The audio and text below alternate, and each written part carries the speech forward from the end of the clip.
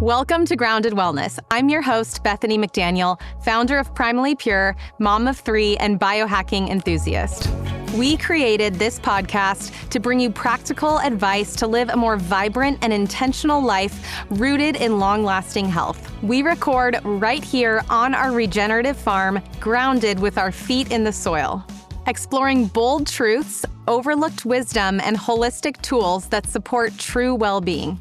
These conversations will challenge everything you know about health and wellness. Dr. Paul Saladino is a board-certified MD, a certified nutritionist, and author of the best-selling book, The Carnivore Code. He is widely known for pioneering the animal-based movement and for challenging just about every mainstream health narrative, from cholesterol fear to the demonization of sunlight. Whether it's ditching seed oils, living off the grid in Costa Rica, or refusing to use conventional sunscreen, Paul truly lives what he teaches. His approach blends clinical experience, ancestral wisdom, and a deep connection to the body's innate intelligence. Get ready for a conversation that's radically honest, refreshingly controversial, and rooted in the kind of truth that gets people fired up. Let's dig in. Paul Saladino, thank you so much for coming out here today. I have been following you and consuming your content for years. I even read the Carnivore Code when it first came out. And I just want to say there's 2 things that I really admire about you. 1, you are willing to take a bold stance on things, even in the face of criticism. And 2, you are okay with changing your mind publicly, which I think is something that a lot of people aren't willing to do. And to me, it's not a sign of weakness. It's a sign of humility and courage. So I really appreciate that about you. Thanks for having me out here. It's beautiful. Speaking of controversy, let's talk about the sun. Let's do it. So we just launched a non-nano tallow-based zinc oxide sunscreen. And with that, we did a billboard campaign with the catchphrase, "The sun isn't poison, but your sunscreen is." And this sparked a firestorm of controversy in the media and among dermatologists. And I know that this is something that you've been talking about for a really long time. So I want to get a full breakdown of your stance on this. Do you think the sun is something that people should avoid? No, definitely not. I mean, we're outside right now, and this is a beautiful podcast studio. This is amazing. And there's so many things that I like about being outside and being in the sun. I think that like anything in our lives as humans, there's a dose effect. You know, you can get hyponatremia from drinking too much water. And we know that no matter how healthy you are, if you spend too much time in the sun, you can get a burn on your skin, and that can be harmful for humans. But if you look at other animals, every animal knows when to move out of the sun. A dog will be in the sun sometimes because they want to be warm, a cat, but then they move to the shade. And I think intrinsically humans have the same wisdom. We know, if we're aware of it, when to move into and out of the sun. I did my residency after medical school in Seattle. So I was at the University of Washington. I spent a lot of time in the hospital, and Seattle has about 90 days a year of good weather. And I can tell you that after a very long, cold, rainy winter, it felt viscerally good to walk outside of the hospital or my apartment and be in the sunlight. Why is that? It's because when you are in ultraviolet light and basically full spectrum light with the sun, your body makes things beyond vitamin D, like endorphins. So endorphins are those feel-good chemicals you get when you go for a run or you lift weights. And your body, the human body, 375,000 years of evolution, and previous to that hominid and primate evolution, are connecting us to the sun in a way that makes it feel good. So why would it be bad for us, right, per se, or in any dose, as mainstream dermatologists say, if it feels good to be in the sun? And anyone who's had that sort of relative lack of sunlight knows that feeling, like, oh, this just feels good to be in the sun. Like, put me in the sun. Your body is giving you this feedback, like, go in the sun, please. Yeah, it's almost like a basic human instinct. Like, we're drawn to it very naturally. Yes, absolutely. We know that in the morning, being in the sunlight or natural light is valuable for entraining circadian rhythm at the level of the eye and the suprachiasmatic nucleus. But even throughout the day, there are benefits to being in the sun or outside in the shade like this. So I think it's interesting to compare and juxtapose natural sunlight, like what we have around us right now, and indoor lighting. So natural sunlight outdoors has a full spectrum, right? You have ultraviolet, you have full spectrum of visible wavelengths that are kind of balanced, red, orange, yellow, blue, green, violet, that are not enriched in blue. And then you have infrared light. So you have this full spectrum of infrared UV, a full spectrum of visible light, and it doesn't flicker, right? So sunlight doesn't flicker at all. It's just light. That is a totally different experience for us, consciously and unconsciously, at the level of our biology, at the level of our nervous system, our eyes and our brain, than being in indoor lighting. So indoor lighting depends on the bulb that you are using to create the light. If you are sitting by a fireplace or you have candles, that's pretty close to sunlight. It doesn't really have as much ultraviolet, doesn't really have any ultraviolet, but it has a visible spectrum of wavelengths that is kind of balanced, and it has some infrared. But the second you create a bulb, well, an incandescent bulb is pretty close to that. So we have indoor lighting. We'll start with candlelight and firelight. That's what we had originally, right? That's amazing. That's pretty close to being outdoors. Yeah. Then you have an incandescent bulb, which is the first light bulb that we made, right? That's like the idea of an Edison bulb. And a lot of people have never even seen one of these bulbs because they haven't been in circulation in a while, but you can still buy them on Amazon. They're outlawed in certain places, right? I know, and I think that the current administration may have made them legal again. Yeah, I heard that. You can get them on Amazon. But the way these work is you have a tungsten filament that goes between two contact points, and you run a current. You run electrons through a tungsten filament, and the tungsten filament heats up.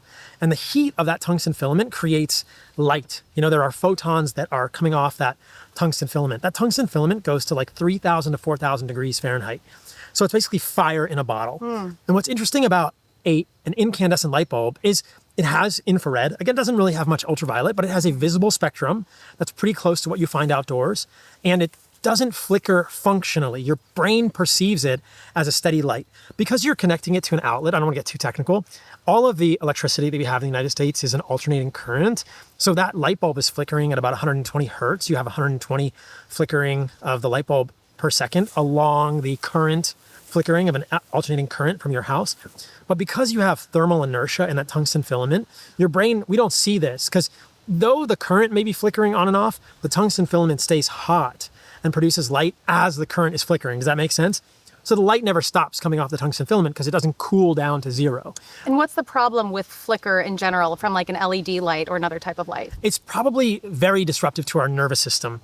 And I did some content about this. If you use your iPhone and you do slow-mo, right?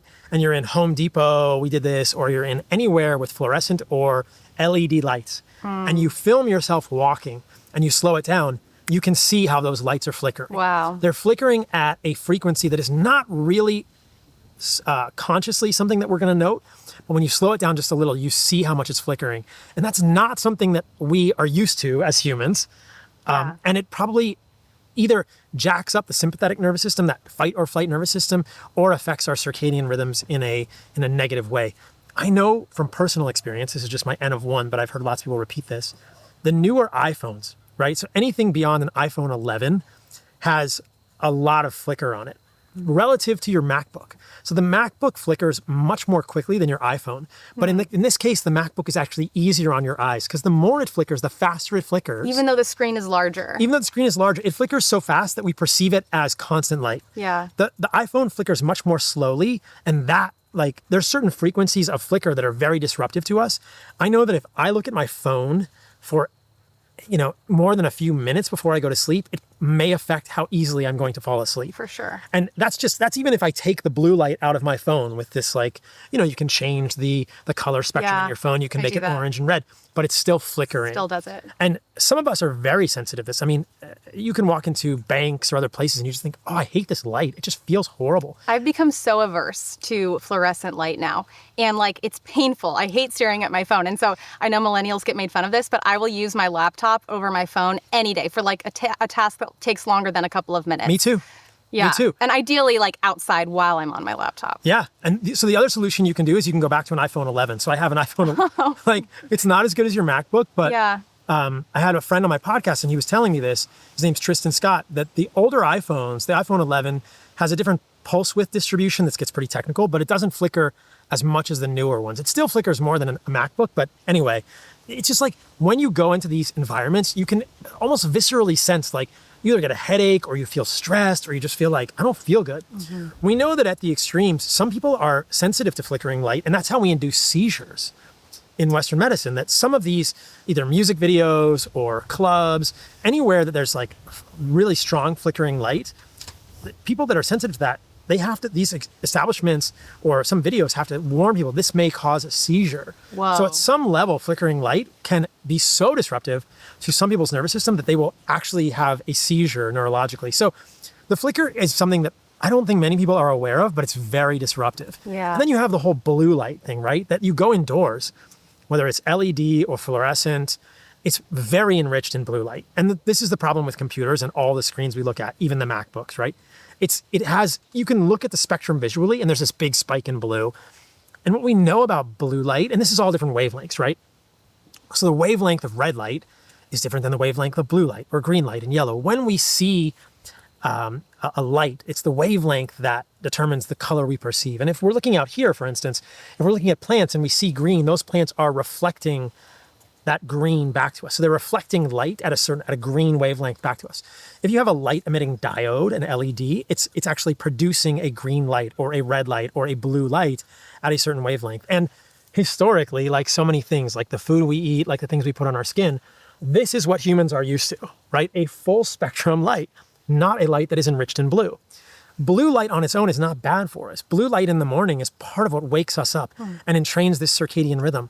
But like so many things, if we imbalance it and we create an environment indoors where we have extra enriched blue light, that can be harmful. There's evidence that it's potentially stressful to our bodies in so many ways. The level of our eye, maybe blue light is contributing to macular degeneration in some people. We're looking at screens all day. You are dosing your biology, your tissues, your skin, your eyes with too much of something. So the strategies are to lower the blue light indoors, to use incandescent bulbs, to go outside, to use blue blocking glasses, which we can do at night, because we know that blue light at night can be particularly disruptive to our circadian rhythm because there is no blue light after dark, right? And that's what our body expects, and that has to do with melatonin production. Or we can sometimes try and counter it with red because, interestingly enough, other wavelengths don't appear to be as harmful to the human body. But there's a lot of people that feel that this enrichment of blue light in our environments is very harmful for us. And so the simple solution is think about your environment when you are indoors. Your original question was, is the sun bad for us? And you think, okay, look, what's bad for us is indoor lighting, right? That's what we should be scared of, not outdoor lighting, not outdoor sunlight. But why are we scared of the sunlight? Because of this idea that ultraviolet light particularly causes photoaging and causes skin cancer or is connected with skin cancer.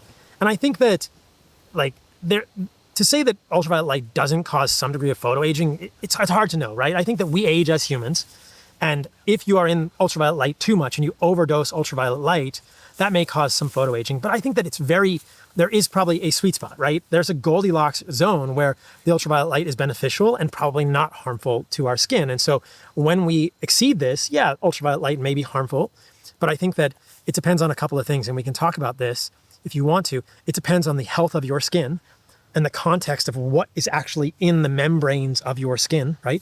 Because we have a dermis and an epidermis, and how do we create this? We create this with what we eat.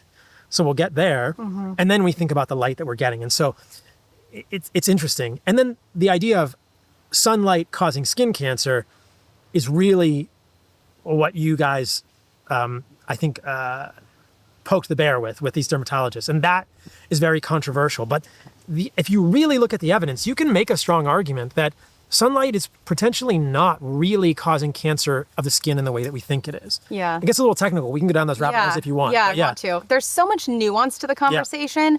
And our whole goal with the campaign was just to spark this conversation, because there's been a whole lot of boldness from the side of avoid the sun 100%. At all costs. At all costs. Never go in the sun. Absolutely. What? So for decades, and we're saying, hey, there's more to the story than just avoid the sun, and we're actually missing out on a lot when we avoid the sun. But it's like we can't even have a conversation about these things anymore. Why do you think that these health topics have become so highly charged in our society? I don't know. I mean, food is religious now. Sunlight is very religious. I think that as doctors, I'm a traditionally trained doctor, we're very proud of the fact that we're doctors. Potentially, we shouldn't be. We're not as smart as we think we are. I've changed my mind on a lot of things. And I think that we imagine that we know the answers, and that people should listen to us and take our decrees as infallible, which is just not the truth. And so I don't understand. I don't know why doctors are not open to this, but there is no ethos within Western medicine toward conversation. It's just, this is the way we do it. And that's how I was taught, right? This is the way you do it. Do not vary from this. So I think the whole institution of Western medicine is certainly, in order to become a doctor, you have to be very smart. And I think that most doctors are very well-intentioned and work very hard. But I think that the medical system creates a cadre of physicians that are less open to new ideas and curiosity than average, right? It creates, it kind of, and it's not the doctor's fault. I think it's the system and the education system's fault. It kind of locks us into our ideas, and that's not good. So it's really hard, because it's very hard to challenge anything in medicine and to not get fervent pushback, whether it's lipids, right, cholesterol, which ties into the whole equation, because, we make certain types of cholesterol in the human skin, and those are the precursors to vitamin D. But, any conversation, whether it's lipids and LDL, whether it's sunlight, if you challenge the mainstream thinking in Western medicine, you are cast out. You. They are coming for you. We'll let them come, It's and interesting. I know you've been accused of fear-mongering before. Probably. We've been accused of fear-mongering with this campaign, which of course is not our intention. Our intention is to spark conversation. But what would you say to anyone who would call these things that we're talking about fear-mongering?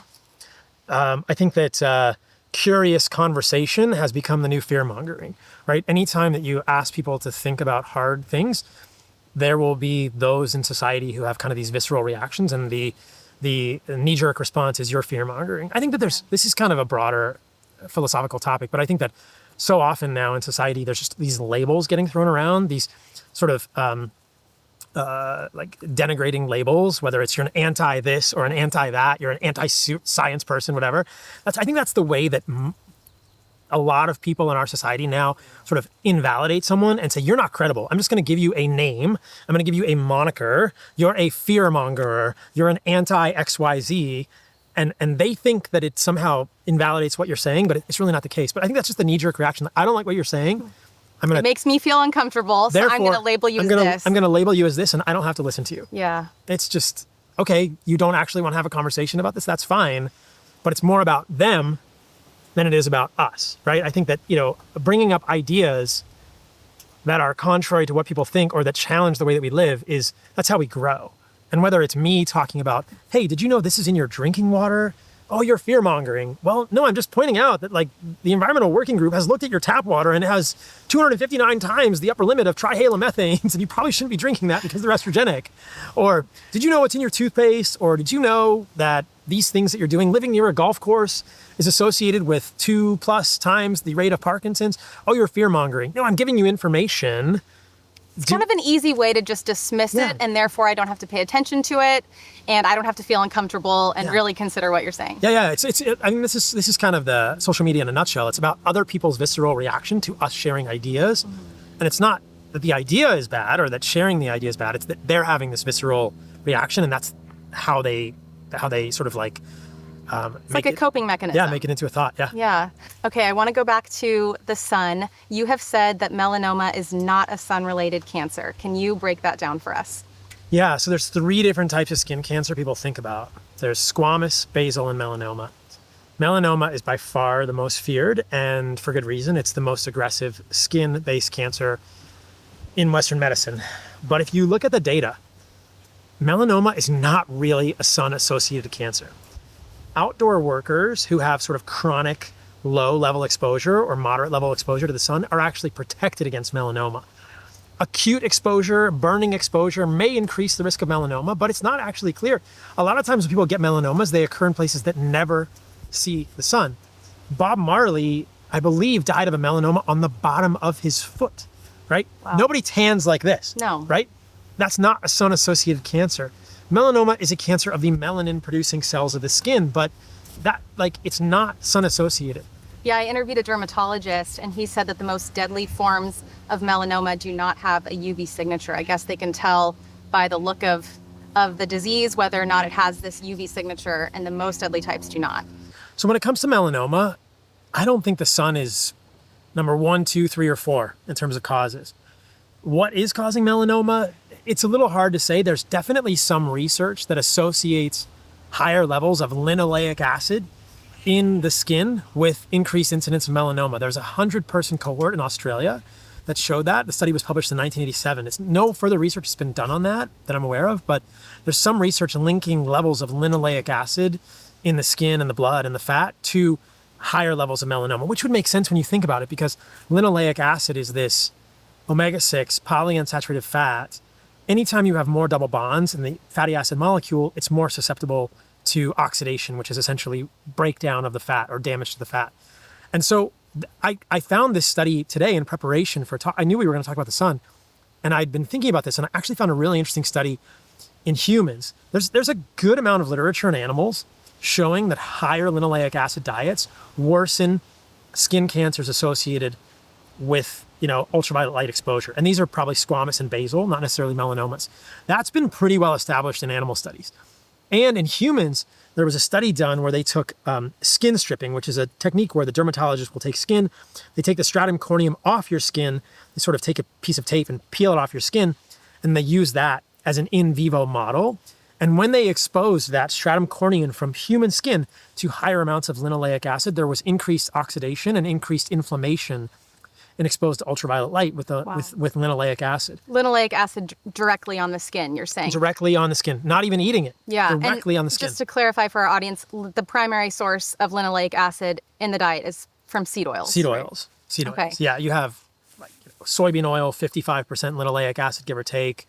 Corn oil, peanut oils, canola oil, what are the other common ones? Sunflower, safflower. Yeah. And the thing about seed oils is we don't really need to belabor them because they're only in foods that you would not want to eat. Right? So they're in processed foods. If people are not eating highly processed, ultra processed foods, you're probably not getting a lot of seed oils.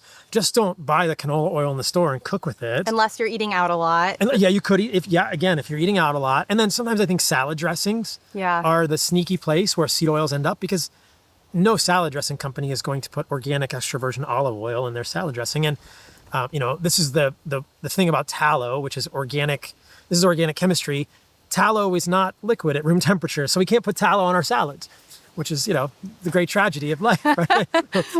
Tallow doesn't make a great salad dressing. Tallow makes a great face balm and cream, and can make great bases for sunscreens, and it's good to cook in, but tallow is not a good salad dressing. Okay, what great. about olive oil on salad dressing? Olive oil is fine on salad dressings. The thing about olive oil is if you look at the literature, upwards of 75% of olive oils tested are cut with lower quality oils. Mm-hmm.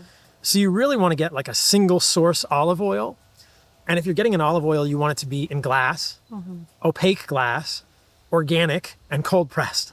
So you have a long list. There's a litany of sort of check boxes for an olive oil. And you can do this, but with olive oil, it's almost like you need to know a farmer to get your meat so you can check the quality of the meat. You almost need to know an olive oil producer and know like, okay, this is coming from their one farm in Spain or the one farm in Italy, because you want it to be single source. If it's multiple sources, they're just mixing, and the chances of it becoming adulterated are quite high. The same is true with avocado oil.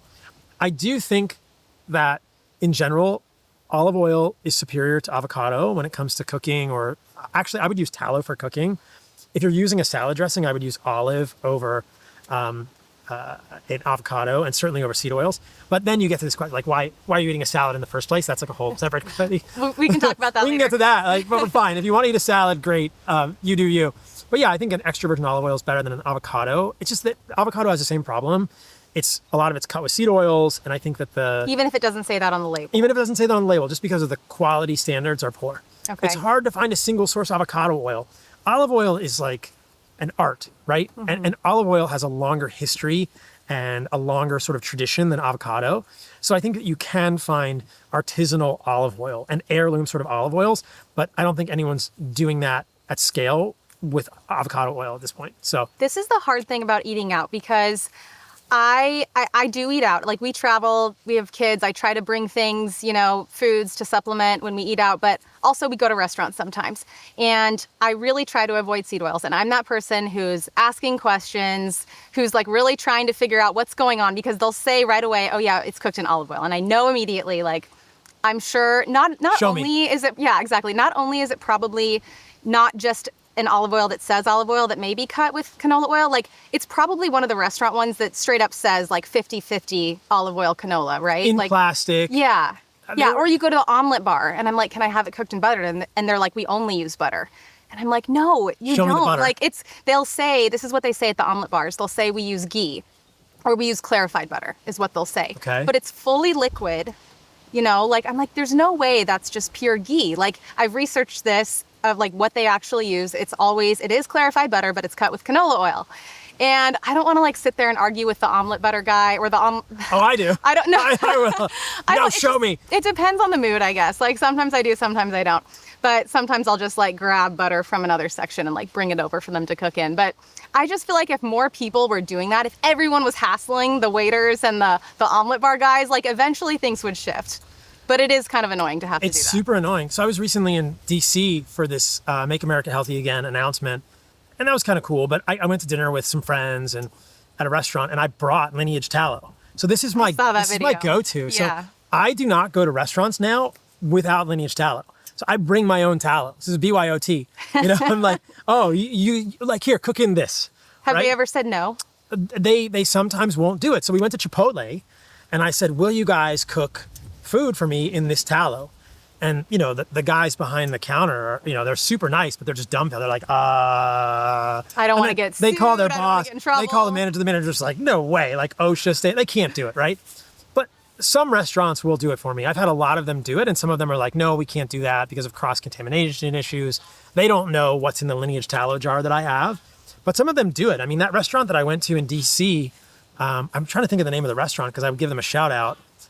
They did it for us, and they cooked steaks for the whole table in tallow. So it was probably 15 or 20 of us, and they cooked all the steaks on the whole table in tallow because I asked them, what do you cook the steak in? And they go, vegetable oil. And I was just like, no. Like, here, take this whole jar. Please tell the chef, cook the steaks in this. But that's what I do. And is that standard with steaks? Do they still use vegetable oil, or a lot of times do they just use nothing? It depends on how they're grilling it, right? So there's like a restaurant in Miami called Fuego, and they have like it's the whole idea of Fuego. I think I forget who the chef is, but it's a very unique thing. It's a fire-based like cooking style, right? They have wood-fired oven, and they're in that situation they don't have to use oil.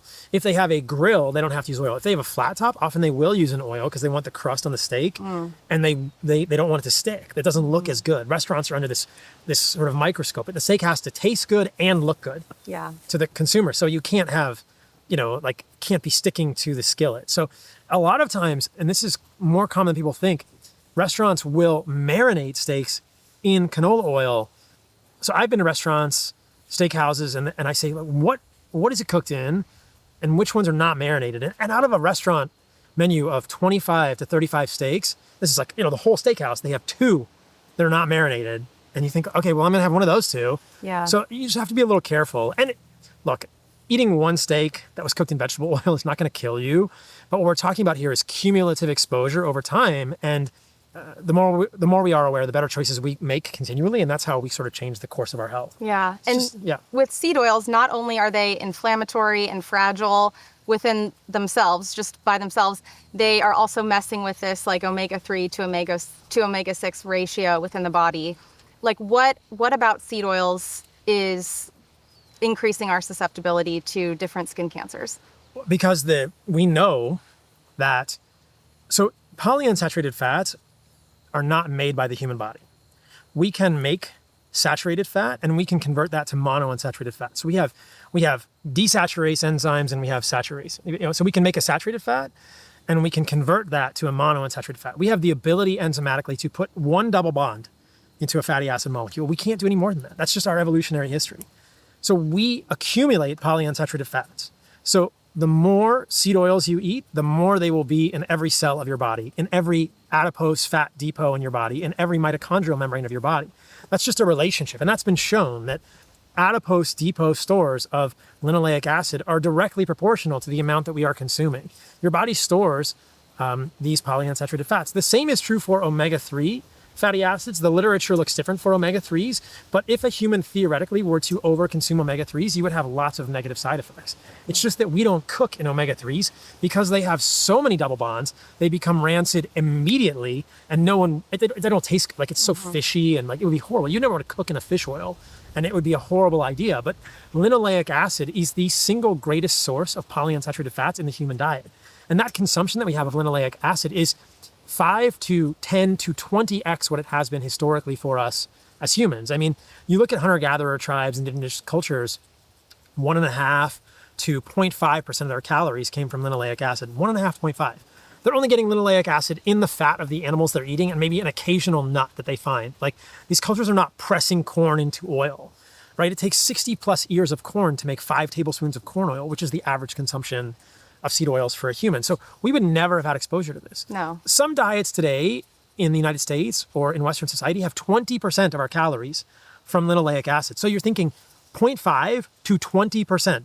That is a huge amplification of linoleic acid calories in the human diet. And the problem is that means that the cell membranes of our facial skin, of our eyes, of our macula, right, of our skin on our arms and our neck and everywhere in our body is enriched with linoleic acid. And all of the cells in your body are full of this, the fat cells, the mitochondrial membranes. And so at every level, there's a potential problem here. I mean, one of the most well-researched issues here is not necessarily about the skin as much as it is about the lipoproteins. So I don't want to get too technical like cholesterol, but LDL, low-density lipoprotein, is clearly more likely to oxidize, more likely to become damaged when the membrane is enriched with linoleic acid. And how do you enrich LDL with linoleic acid? You eat more linoleic acid. So that's been shown multiple times that if you give humans a seed oil versus olive oil, the LDL is more likely to oxidize. And I don't think there's many cardiologists who would debate that LDL that is more likely to oxidize is more likely to promote atherosclerosis. So this is a problem for humans. And the same thing is kind of happening in the skin. We know that ultraviolet light is energetic.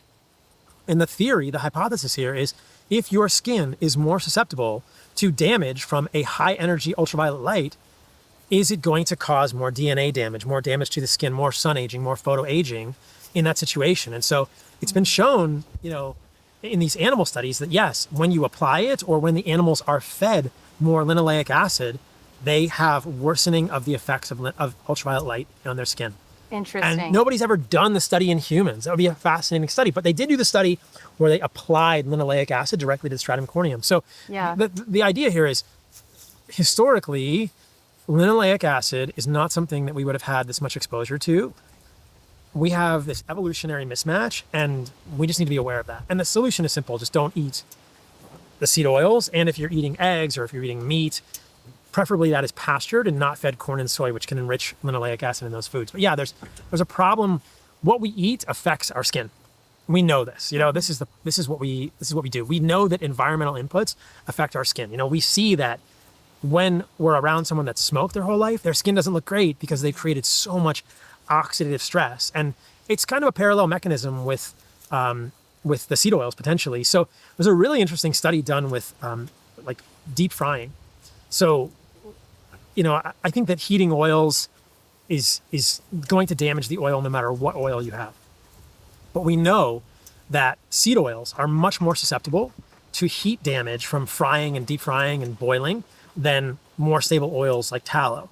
And there's actually a study that looked at the formation of these, they're very technical organic chemistry terms, alpha beta unsaturated aldehydes like acrolein in these oils. And what's interesting is that acrolein is a chemical that's also in cigarette smoke. So I think I got called fear mongering for this statement, but the paper actually says that if you look at one large fry serving from McDonald's, right? So a serving of large French fries from McDonald's contains the same amount of these alpha beta unsaturated aldehydes like acrolein as smoking 25 cigarettes. That's crazy. So there's a parallel here, right? These breakdown products of lipids that are damaging to the human body are in parallel between something that we all associate as clearly harmful and damaging to us, smoking a cigarette, as eating something that we think of as a treat that we're giving our kids, not you, but that a lot of people are giving their children, or that I craved growing up, that I begged my parents, let me get some French fries, right? Something that we celebrate within our culture as freedom, like French fries cooked in seed oils. That's a pretty hard thing to defend. Do you think that sunglasses are contributing to skin cancer in any way? It's possible. I've never seen research that clearly shows it, but the mechanism is there.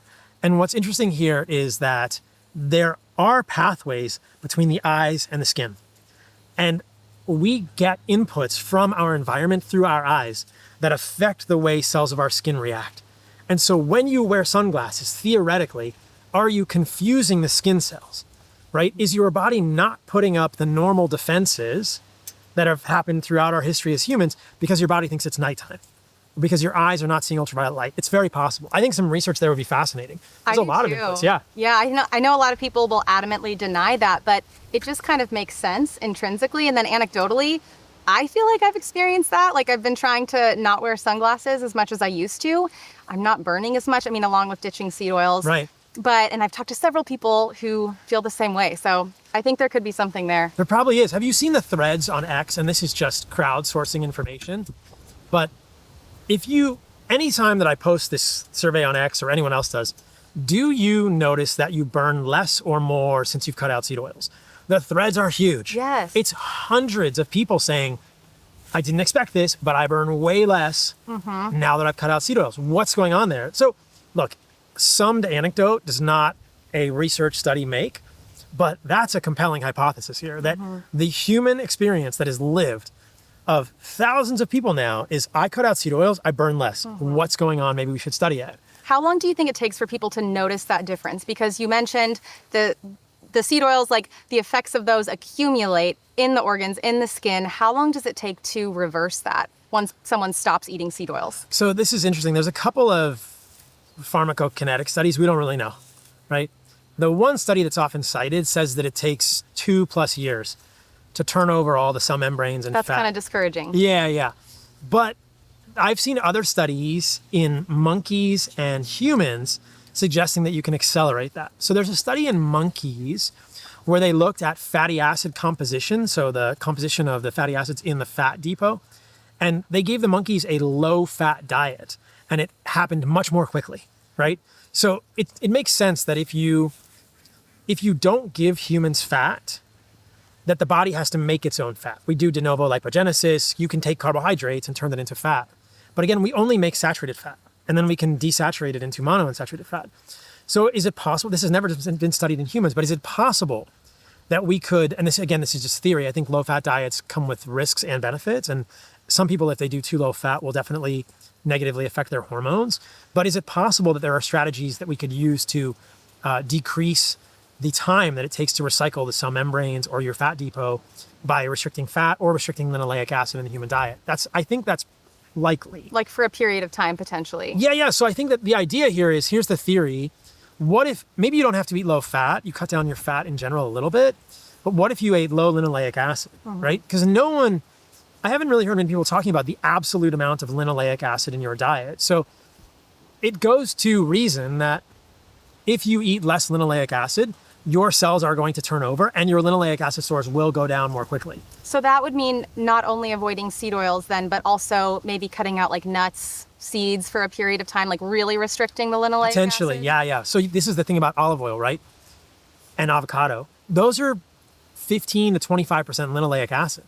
So like maybe you would just want to use butter or tallow instead of olive oil, right? You only use animal fats. You don't use any plant fats for some amount of time. And you make sure that your eggs are pasture-raised, soy and corn-free, because we know that what a chicken eats affects the fatty acid composition of the egg yolk, right? Yeah. It gets to be a little more granular and it gets to be a little more heavy in terms of the interventions, but thinking about the total linoleic acid load that a human is eating, the biggest mover by far is seed oils.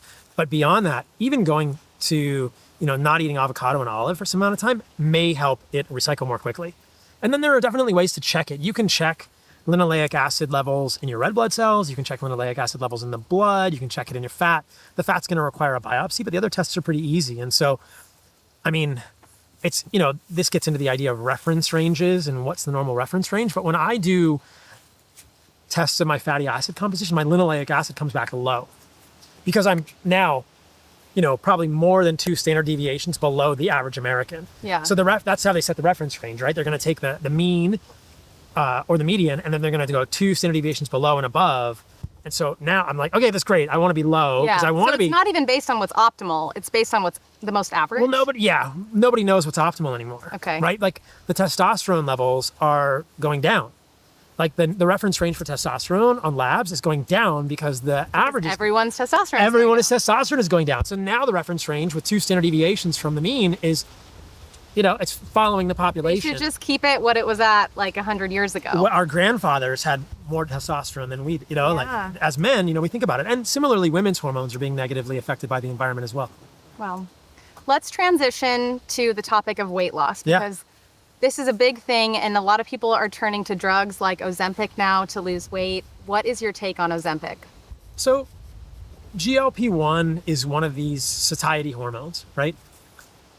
Satiety hormones like leptin, like cholecystokinin, it's how humans decide if we're hungry or not. And hunger is a very powerful cue for us. It's one of the most powerful cues. And so it's very hard for humans to ignore a hunger cue. So Ozempic and these GLP-1 analogs, they're very effective at giving us hunger cues that we don't otherwise have. And I think that in some individuals, you can make an argument that there's a use case for them. Like extremely obese. Extremely obese, unwilling to change your diet. Okay. The better part of valor is probably to give you Ozempic. Like, you're not willing to change how you shop. You are probably going to get like more benefit than you are risk. But all these interventions carry risk. There are side effects from Ozempic. It's not a panacea. You're not obese because you have an Ozempic deficiency, right? And you are not having excess hunger because you were genetically born with an Ozempic deficiency. It's not a vitamin, right? Yeah. I would argue, you are excessively hungry because your satiety cues in your brain and your stomach and your pancreas and your intestines are messed up because of the quality of the foods you eat, because it's low quality food. So I've been thinking a lot about this recently with, have you seen this David bar? No. It's one of these new protein bars. Yes, I have seen it. Right. It's in a gold package. And there's an ingredient in there. And the ingredient is EPG. So it's one of these technical names. It's esterified propoxylated glycerol. Okay. So they've made a fake fat. Do you remember Olestra? Yes. Remember anal spotting and anal leakage? Kind of. Yes, like maybe I never had it. It rings a bell. So yeah. Well, Olestra was the first incarnation of these fake fats that were very low calorie. Technically speaking, fat is 9 calories per gram, but Olestra probably had half a calorie per gram or something. And they don't get digested, right? So they give consumers the mouthfeel of fat, which, imagine that, we like because historically fat was valuable for us as humans, but they don't have calories. So EPG, esterified propoxylated glycerol, is the newest incarnation of these fake fats. And just like the old fake fats, it also decreases our absorption of fat-soluble vitamins like vitamin K, K1 in the study, but almost certainly K2, and beta carotene, and it causes GI side effects with like very colorful names like gas with discharge and anal spotting. So like, you don't want these things, right? Like, this is why are we eating? Terrible. Why are we eating fake fats, right? Yeah. Why do they use it? They use it to confuse consumers and convince us that this protein bar has 28 grams of protein, but low calories. And so this is the direction that you should go. They're using it to give the bar a mouthfeel of fat without actually having the calories of fat. So much of the weight loss conversation, I think, is misguided. It's all around this calories restriction idea, this idea that calories in equals calories out. If you restrict your calories, you'll lose weight. It's as simple as that. Why don't you understand this, you troglodytes, right? So this is the sort of criticism, and I think it's much more complicated than that. And what we know very clearly now is that the quality of the food you eat, the quality, big capital Q, of the food that you put in, the calories in, determines the calories out. It determines how well your metabolism works, how good your basal metabolism is, and it determines how many calories you will take in because your satiety is affected by the quality of the calories you put in. Why don't people like nuance? They just want it to be, it's like the sun conversation. It's black and white. It's like, no, there's so much more to it than just calories in, calories out, or avoid the sun versus bake in the sun all day, every day. Right. So I think that the calories conversation is actually kind of an interesting story. So the calorie is a measure of heat. It was originally created by this guy named Wilbur Atwater in like the 1890s. And he took foods and he put them in a bomb calorimeter and he burned them up. And he looked to see how much heat a food produces. Well, that's not how humans work, right? When you eat a food, you're not like a train engine that someone is shoveling coal into and it's fire that like turns a propeller or a turbine. You are a complex series of electron movements, right? When you eat a food, you are getting energy from the electrons, the potential energy of electrons in that food, whether it's glucose or fatty acids. Your body is this elegant system of extracting the potential energy of electrons from glucose or fatty acids into these intermediate molecules, NAD and FADH2, that then move the electrons into the electron transport chain, that then move protons across a concentration gradient to fuel a nanomotor that makes ATP. That's how you make energy, right? Sounds a lot more complex. It's not just burning, it's not burning up a bagel in a calorimeter, right? Yeah. Like that's not how you do it. Yeah. And so, but that has become the gold standard. the gold standard. And so Wilbur Atwater, 1890s, creates this idea of calories. In World War I and World War II, because we were rationing and we had to find some way to feed soldiers, how many calories are we giving them? The idea gets adopted. 1950s and 1960s, there were a few diet books that started to recommend this idea, cut calories. And you may not remember this, I don't, but I was alive at this time. The idea of a calorie label has apparently only been on food since 1990. Wow. So when our parents were growing up, even in the 80s when I was a young boy, apparently, I don't remember this, like you would buy a food and it didn't have a calorie label on it. That's very recent. Very recent. That's but wild. We think about things as calories. If I showed someone a chicken breast, they're going to think that chicken breast is 25 grams of protein and 100 calories. That's essentially how they're going to see it. We think about things in terms of calories and macronutrients, protein, fat, carbohydrates. But a chicken breast is 37,000 different compounds. There's a database in Canada, it's called foodb.ca, and you could put in like ribeye steak, 42,000 components in a ribeye steak. An apple, 4,000, garlic, 4,500, right? So the complexity of our food is so much deeper than just protein, fat, carbohydrates, calories. Right. But we've been sort of sold, and I think this is where the story gets interesting and it's kind of sinister. We've been sold this calorie forward model. And I think we've been sold this calorie forward model potentially by industry interests that are trying to get us to think about food as calories and not as quality. Mm-hmm. There's something called, and this is where it really kind of makes me mad. I'm going to stomp my foot and bang my fist. In 2015, the New York Times ran an expose on something called the Global Energy Balance Network, funded by Coca-Cola, secretly. And what this group does was basically tell us it's okay to eat junk food, just don't eat too much of it. Be an energy balance. It's a calorie forward model. It's promoting calories in, calories out. You can drink a Coca-Cola, just make sure you go walk tonight and burn those calories. You can eat 100 calories of Oreos in a snack pack, just make sure you eat less calories at dinner.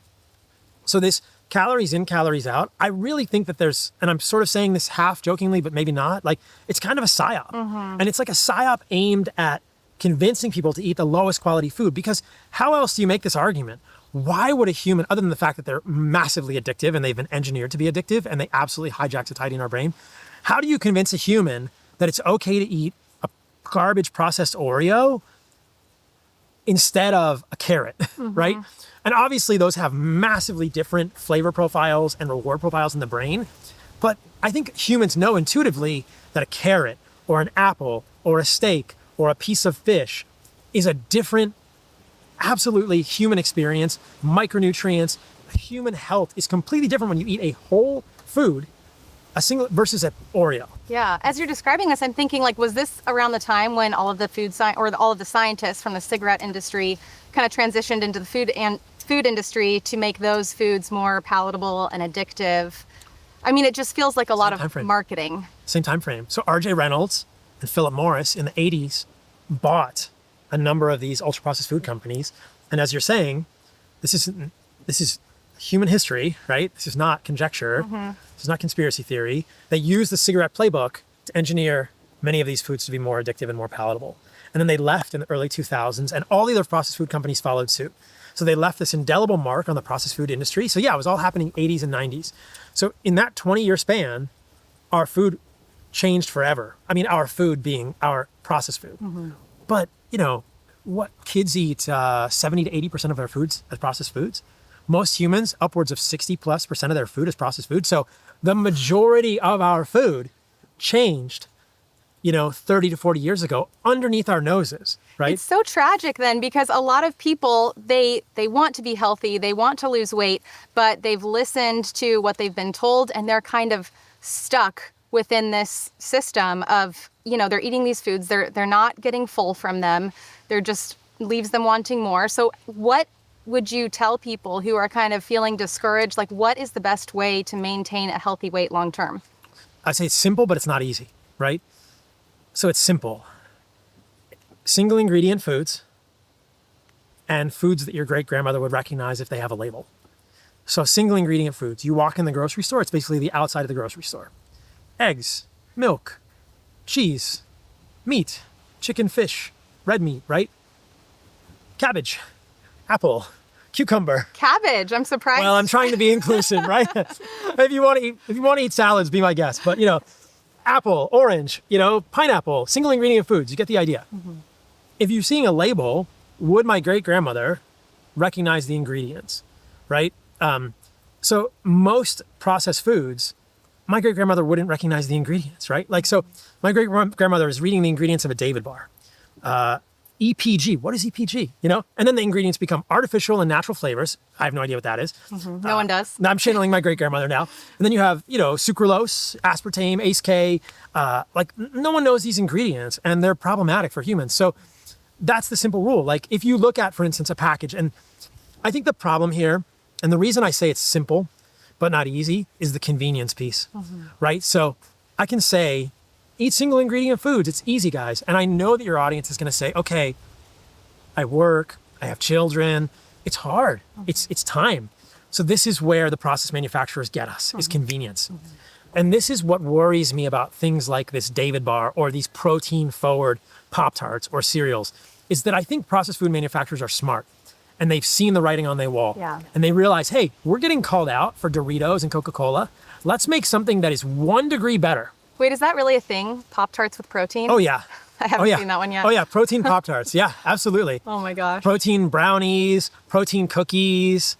Oh, yeah. It's just like, let's make something 1 degree better. Like, This is the new iteration. And you see this with, look, okay, anything is a step in the right direction, but it's like, I think that they're trying to fool us in some ways. And they're saying, let's make things 1 degree better, 1 iteration better.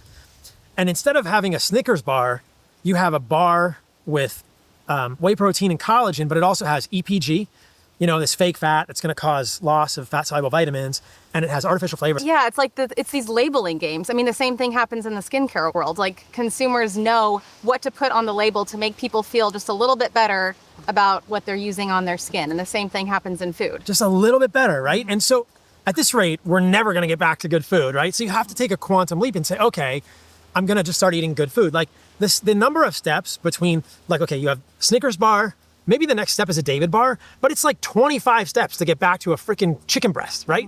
Whereas you could get the same amount of protein in a David bar with the same amount of calories in a chicken breast and way more micronutrients. But you have it's the Grand Canyon divide there. We're never going to get there at this rate. So, but people get confused and they leverage convenience. So they make something that's 1 degree better and convenient. And so that's why, that's the whole reason I built Lineage. We built Lineage is like I wanted to try as best I could in my little small corner of the world to make something that's convenient but high quality. Yeah. Because you have to fight back somehow. And look, I would much rather that someone just make a ribeye steak. But if you're running around, when I looked at the market, like jerkies and meat sticks, there's nothing that I really liked. And so let me just make that for people. And that's sort of my answer. It's let me create this for you because I'm in this unique situation that I never thought I'd be in. And I want to help you with the convenience piece. But the fact of the matter is that if we let convenience dictate too many of our decisions, it's just so hard to make good decisions. I flew here yesterday from Florida, and you look in the airport, and I do this now. It's like my thing. I just look at all the foods that you can get. I'm thinking what is even here? Yeah. What is the health? If we let convenience be the arbiter of the choices we make with food, it's very hard. The convenience is killing us, essentially. Yeah. And I know that you mentioned it's simple, but it's not easy. And I think that with some intentionality, it does become easy and second nature. Once you create the patterns. Yeah, once you're there. And you've done a great job with Lineage, of providing these on-the-go snacks. Your air-dried steak is insane. It's good. It's so good. And, having that versus I don't know, a protein bar or a candy bar, you actually feel satiated from that. A protein Pop-Tart. Yeah, a protein Pop-Tart. There are ways. And I think something that is helpful for me, because I have a lot going on, a full life, 3 kids, business, a lot going on. And I've just become okay with eating really simple meals. This morning I had ground beef and coffee with raw milk.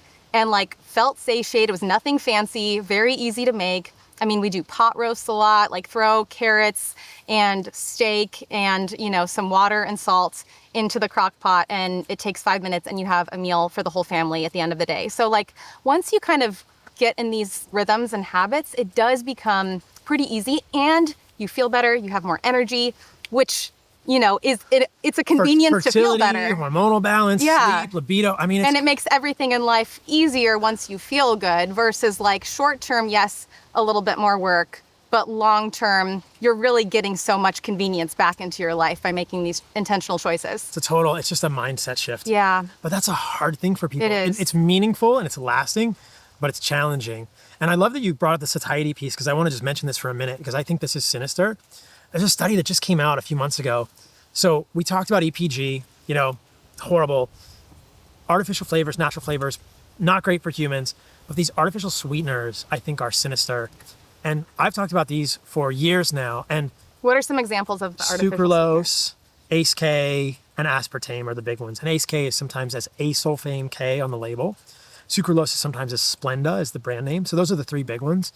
And I've been talking about these for years. And whenever I would talk about it, people in the health space would say, look, Paul, here's a huge meta-analysis that shows drinking diet soda is weight neutral compared to drinking, or even better than drinking soda with sugar, right? So there's nothing to worry about with these artificial sweeteners. And I think like, yeah, you're missing the forest for the trees. Like they definitely affect the way the microbiome is communicating. So there's quorum sensing. Quorum sensing is a word that we use to talk about how bacteria and viruses and fungi in our guts communicate with each other. The artificial sweeteners definitely change that, potentially in a negative way. And a recent study came out with sucralose showing that it increases blood flow to the hypothalamus. So it's changing the way your brain reacts to food in a way that it's probably making you hungrier. So here is at least the mechanistic evidence to say, this is not benign. Like you can show me this meta-analysis, but I don't buy it. I just don't buy it. And I just don't think that any human that has intuition is going to look at a protein bar or a protein Pop-Tart, because all these protein Pop-Tarts and protein cookies have these artificial sweeteners because they're marketed as zero sugar, which is great because processed sugar is not good for humans, but humans still want it to taste sweet because we have this evolutionary desire for carbohydrates from our history with sweet fruit, which is a great thing. Mm-hmm. And so you put these artificial sweeteners in, look guys, it's fine, it's safe, no problem.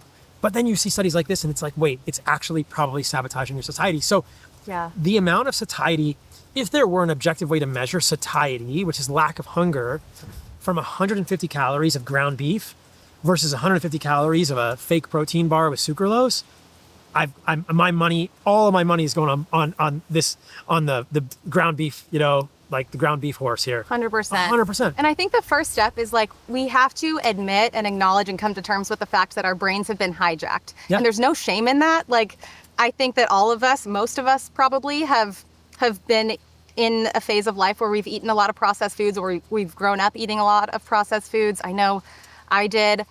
And so it's like, there's no, you know, we were told this, like, it's not our fault, you know, I do think it is their fault, but like, there's no shame, just acknowledging that and then like starting that journey and making different choices. And I think it takes a long time for your body to kind of stop craving that stuff. I mean, I've been on this journey for like 10 plus years now, and I'm still blown away by like, even now from 6 months ago, I'm like, wow, like chocolate was always my thing, like dark chocolate. I would crave it. And I'm like, I don't really crave it as much anymore. So it's like, it can be a quick shift, but it also can be kind of like a slow journey with a lot of ups and downs, but it does get better over time. And it's amazing like how much more full you are when you are prioritizing animal-based protein, and how much easier it is to maintain a healthy weight once your body gets used to that and kind of craves that for energy versus junk food for energy. Yeah. And I think that's an important point to bring up for people, that there will be withdrawal. Mm-hmm. You know, I mean, you know, during my residency after medical school, I would sometimes do rotations in like detox clinics and stuff. And we would see people who come into the ER with benzodiazepine withdrawal or alcohol withdrawal. People can die from like alcohol withdrawal. And I'm not trying to make light of this or minimize that, but I think that Like and there are detox centers for alcohol, right? I almost feel like there is an unmet need for, like, we have processed food detox. Like, what is a human to do? And I'm saying this tongue in cheek, but kind of seriously, like, I think that it would serve a valuable purpose for humans if there were a place where humans could go to detox from processed food. Because most of us have had this subjective experience where you stop eating this processed food and you just crave it. And unless you have incredible willpower, a family to support you, a community to support you, because we do what people around us do, it's very easy to fall. And it's very easy for the convenience to take us down, because you're traveling, you're traveling to see your family in Atlanta or Florida or wherever. I don't have food. My plans got changed. And now I'm in the airport. And the only thing here is combos, which I used to love as a kid. You know, there's like cheese or protein. Yeah. Like the peanut butter filled pretzels, or I'm just going to have one sandwich, or, one thing with like this deep fried thing or this bread. And then it can sometimes, for some people, just cause this return to this pattern, which is hard for us. You are notoriously not a huge fan of vegetables. Most of us have been told our entire lives to eat our veggies and prioritize veggies. What is your take on vegetables, and why may they not be as healthy as everyone thinks they are? So the way that I frame this now, and this is an evolution in sort of the way that I've talked about this, is like, look, if you're thriving, don't change anything.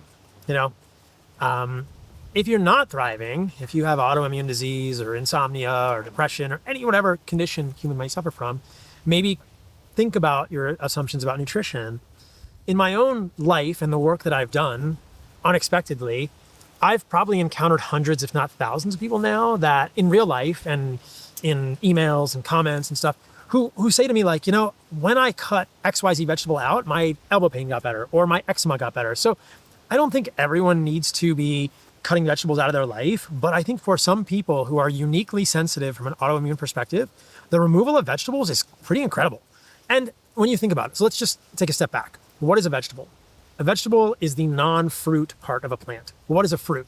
Well, a fruit is the thing that gets sweet or colorful or has seeds in it.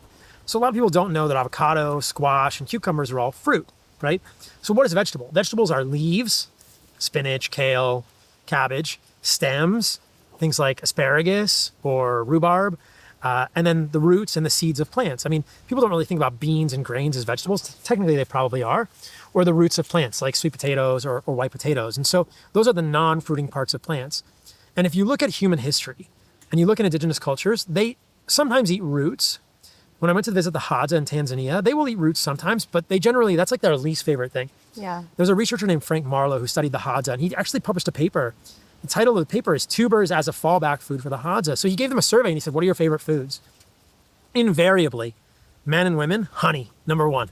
Honey is number one. Number two for men is meat. And number 2, 3, and 4 tie for women is meat, berries, and baobab. Baobab is like this kind of dry, citrusy fruit that they get. It's the tree of life. It's this really beautiful tree in Tanzania and probably other parts of Africa. But so men, it's like meat and honey. For women, it's honey and like berries. But for both of them, the last one is tubers, right? So yes, when you think about it historically, tubers are probably the least harmful or the least problematic for people, though some people are quite sensitive to the nightshades and white potatoes. But the stems and the leaves, the Hadza never touched them. This is just not part of their culture. Wow. They use the roots of a lot of plants as poison for their arrows. They'll use leaves of plants as medicine if they have a stomach ache, potentially parasitic or other things. But it wasn't until, so I was there with Anthony Gustin, my friend, my business partner in Lineage. I remember that one. And he got like a stomach thing when he was there. So not surprisingly, it's Tanzania. And the first thing they do is walk over to this bush and they're like, here, chew on this branch. And okay. So that's when you use the vegetables. Like generally within these indigenous cultures, plants are medicine, not food. Not that they don't have a value, right? Just that they're medicinal, not food. And so I think that for a lot of people, we've kind of flipped the hierarchy on its head, right? We've been told red meat is horrible for you. It'll raise your cholesterol. We've vilified red meat and animal foods, some of the most nutrient-rich, simply put, like the most nutrient-rich foods on the planet. We've vilified them and subjugated them to the bottom of the hierarchy. And we've taken, look, if somebody's eating unprocessed food, I'm happy. But within the unprocessed food realm, we've taken the vegetables, which are probably the least bioavailable sources of nutrients, and they have the most toxins. Yeah, you have to eat a lot more plants to get anywhere near the same amount of nutrition that you would get from like one steak? Well, the really important thing to see here is that a lot of the nutrients in the steak don't even occur in the plants. Creatine, carnitine, anserine, taurine, B12, K2. None of these things actually even occur in the plants. It's not that plants don't have value. Clearly humans can get some value from leaves, but not in the same ways, right? And so it's different. And plants, to be fair and balanced, plants have higher amounts of some things like beta carotene. Well, animals have retinol, a form of vitamin A, and plants have beta carotene. Or there are a lot of plants that are pretty high in folate. And if you're looking at animal foods, you have to eat liver if you want to get folate, or an egg yolk. So, a steak doesn't have everything, but it has a lot. And a lot of the things in a steak are not actually found in any plant foods at all. Let's talk about liver a little bit more. Yeah. And maybe this is a good time Let's for do it. us to try our liver Yes. smoothies. Yeah. So what's in here? It's kind of separated a little bit. So it's raw beef liver, Yep. raw milk, no strawberries, blueberries, raspberries, and lineage honey. Let's go. So, all right. Pressure's on. Cheers.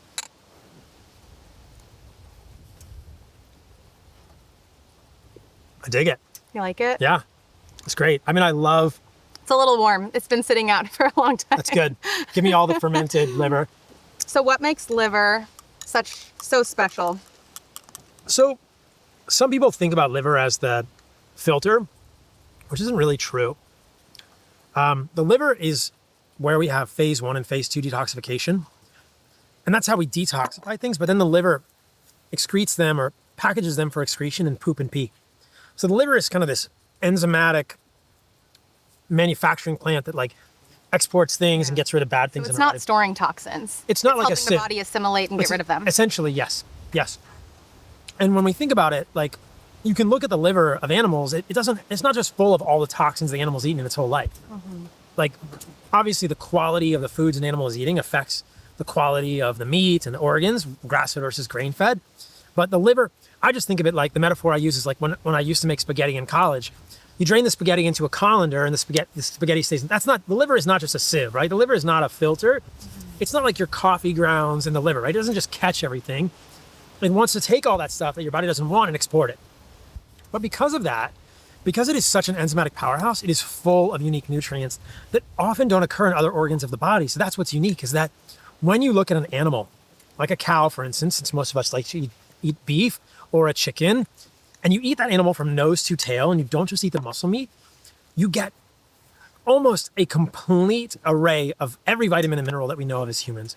The only potential thing missing is vitamin C, but meat actually contains vitamin C. Does it? Yes. I didn't know that. Yeah, the spleen is the most rich source of vitamin C in an animal. Okay. The liver has vitamin C. The meat actually has vitamin C. Now, I think you can get more vitamin C from cherries and raspberries and blueberries and oranges, right? What about kiwi? Kiwi is a great source of I vitamin love C. kiwi. But meat is known as an anti-scorbutic. So this history of the limeys in Britain and this idea of scurvy going across the ocean, they knew that if they ate meat, that would cure scurvy. So meat cures scurvy. So meat has some vitamin C. So really, you could technically say eating an animal from nose to tail contains essentially every vitamin and mineral that you would need to thrive as a human. If you ate fresh meat, you would actually get carbohydrates too, because there would be so much fresh glycogen in the meat. So the idea that like, and I eat plants, right? Yeah. But eat for a while you didn't. You only ate animal. a year and a half. Yeah. So why did you decide to incorporate some plants and fruits back into your diet? So I think that one of the things I've been thinking about a lot recently is bioindividuality. And it was an interesting experiment for me. So the reason I did carnivore is because I had bad eczema. So when I started carnivore, I was in my residency in Seattle and I had an eczema flare that was horrible. I think it was related to some medicinal mushrooms I was using, not psilocybin, but like chaga, reishi, cordyceps. I was doing mushroom extracts and I had a horrible eczema flare. Interesting. And I had eczema flares in the past related to chocolate or unpasteurized dairy or probably things like tomatoes that I wasn't aware of. Nightshades do seem to trigger my eczema. Lectins? In some cases, I mean, tomatoes have lectins. All foods have lectins. It just seems like plant lectins are potentially more problematic from an immune system perspective than animal lectins. But yeah, I think grains may have triggered my eczema in the past. So I went strict carnivore, and for a year and a half, I ate nothing but meat, fat, and organs and salt. Wow. And Is that hard? I like doing these experiments. Yeah. So I You're thought just so gung-ho. Yeah, I thought it was really interesting. And that was the time when I wrote the book about the carnivore diet. And since then, a lot of things have changed, and I've evolved my perspective on a number of things. But man, there's a lot of people who have really benefited from that type of a diet. I mean, you look at Jordan Peterson, and a number of people have reversed recalcitrant autoimmune conditions with very simple elimination diets. So there's a role for it. I found out that for me, adding back carbohydrates did not cause an eczema flare if they were from fruit, and I felt so much better. So I think there's a lot of bioindividuality here, and I'm trying to think now about how to anticipate what are your genetics, right? Where's your family from? Are you going to do better with carbohydrates or less or worse? Because I have some friends that say to me, like, I think I feel better with high fat, low carb. And I think, okay, well, that's great. Like, if you feel better with that and you don't have muscle cramps. So I had sleep disturbance, I had heart palpitations, I had muscle cramps. My testosterone went from about 800 to around 500, 550. So it didn't go completely, low, but it went pretty low for me. And then when you added carbs back in, it all comes back. It went from fruit and honey was what I started with. And now I do squash also. So squash is a fruit. And now, I mean, I think that what I've learned about myself is that I'm Mediterranean. My family is Saladino. My dad's family is Sicilian. So I think that, probably somewhere in my genetics is, your body likes carbohydrates. And the more active I am, the more carbohydrates I eat. And I maintain leanness. I don't do any hormones. I've never done any hormone replacement. I don't have a problem with a man or a woman doing hormone replacement if they've ruled out any reversible causes of low testosterone or hormonal decline. But I don't take any hormones. I stay lean. I stay muscular. And so why would I eat less carbohydrates? I think it's fine. I don't see an issue with carbohydrates. And I also stay very insulin sensitive. So I found out that works for me. So that's really interesting. So it's almost like I was getting, different aspects of the equation and trying to see more of the full picture. Like, okay, look, I do think elimination diets, this is to your vegetable question, are helpful for people, especially with autoimmune conditions, right? When you cut out vegetables, if you have autoimmune disease, it's probably worth a trial of that. If nothing gets better, include it. If you love your steamed kale, knock yourself out. Just make sure you check your thyroid labs, because kale and broccoli and those foods do have compounds in them that inhibit absorption at the level of the thyroid and can affect the thyroid. But this is the story of vegetables, that they do contain defense chemicals. I mean, that the leaves, the stems, the roots, the seeds of plants are defended, and they have defense chemicals. It's the only way they can defend themselves. Animals can run away, they can attack, bite. Plants don't have that capability. Plants don't have the capability. So some people are probably more sensitive to this than others. But I mean, like over here, people can't see it in the frame, but this is a beautiful scene. There are sheep grazing on grass. These are ruminant animals, right? These are animals evolved to eat that grass. We are not evolved to eat that grass. Like, if I eat what that sheep is eating, I'm not going to feel very good. I might have diarrhea. I might puke. It would be a very bad afternoon for me, right? So all of these plants are not just here for my eating. Like, this is not good food for humans. And even the sheep know this.